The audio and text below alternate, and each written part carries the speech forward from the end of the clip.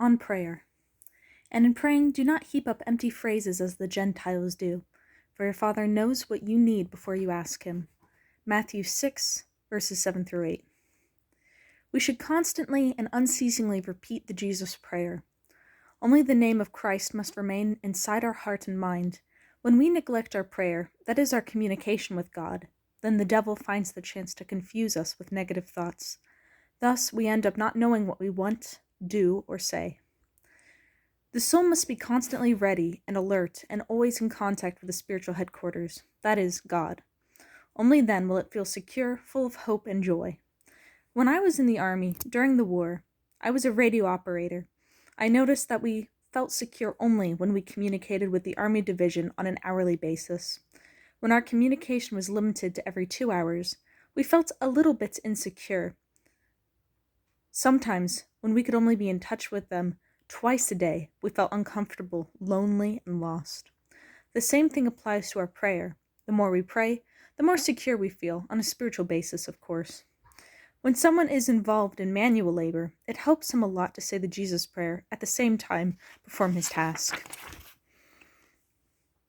When someone is doing work that needs concentration, i.e., he is driving a car, or he is operating on a patient, he should also say the Jesus prayer, so God can help him and enlighten him. However, he should pray with his heart, use his mind to concentrate on his work, and thus avoid doing any mistakes. The more the mind concentrates on prayer, and it is being humbled, the more it is enlightened by the grace of God. However, the more it gets dispersed and confused due to his haughtiness, the more it becomes troubled. Therefore our mind, which is clean by nature, fills up with dirty thoughts. When we suffer from narrow-mindedness, we should ask for God's intervention. If he does not intervene then, when will he do so?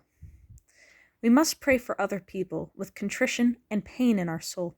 We can only achieve this if, due to our humbleness, we consider ourselves the cause of all the problems in the world. But Father, how can you accept that you are the cause for the divorce of a married couple in Athens? Well, I say to myself, if I were a saint, like the old fathers, I would ask God to make them love each other again, and he would help them, as he has promised to listen to saints. Since I am not a saint, God does not listen to me. Therefore, it is my fault that this family is breaking up, as well for the evil existing in the world. This way, I never judge anyone, but I only blame myself for everything. Then God will help. We must not act like children and constantly ask God for minor things. When we are asking for something which can be humbly accomplished, we must try as much as we can to do it ourselves. We should only turn to God when we, as human beings, are unable to achieve what we want. The Jesus prayer must gratefully and generously spring out of our soul, while at the same time, we think of all the good things God has done for us.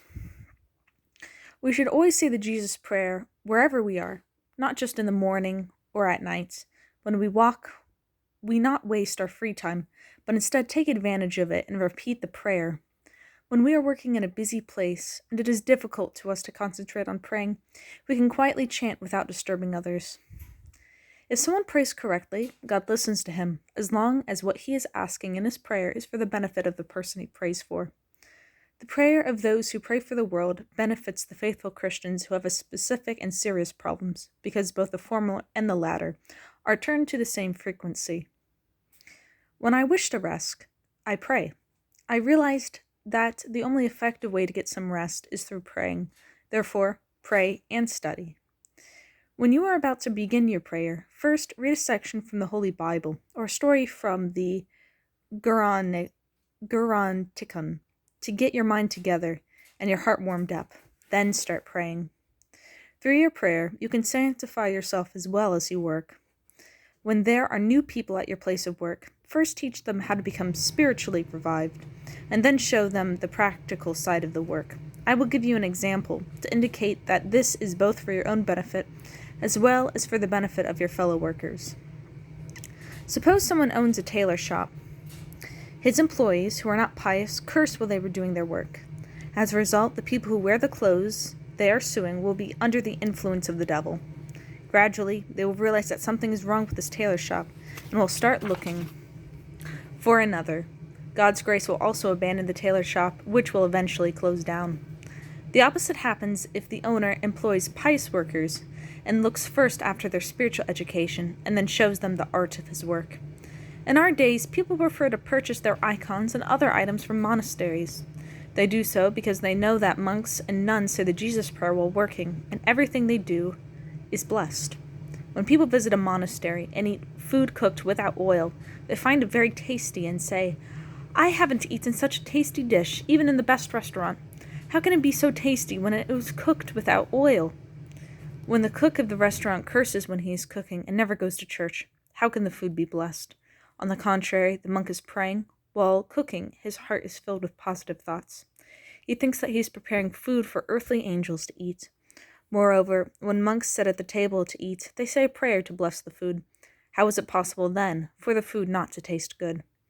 Therefore, when someone comes to your business to start work, first see that he is spiritually revived, and then show him the work, so your business will have God's blessing and prosperous. Elder Paicios always prayed wholeheartedly for everyone in the world. He dedicated the day to relieve the pain of people in grief and the night to God. He rested for a few hours in the early morning in order to regain some strength after his all-night prayers and be able to help people during the day. St. Arsenius of Cappadocia, who was a priest, always read many prayers to people, a different one for each occasion. However, the number of prayers found in the Evangelion is limited, and there were times when the appropriate prayer for certain cases could not be found in it. Therefore, St. Arsenius used all the psalms included in the Book of Psalms, assigning each psalm to a special occasion. Father Paicios also used the Book of Psalms and read the whole book on a daily basis. Sometimes he divided the hours of the night, for instance, from 9 to 10. He prayed to God to protect those who return home late from work, from 11 to 12 for those who travel, so they would not be involved in any accidents, from midnight to 1 for God to help people stay away from ill-reputed nightclubs, where they usually spend the night. In general, he prayed for every situation, for the sick people in hospitals, the married couples involved in a quarrel, for God to sympathize with their children, etc.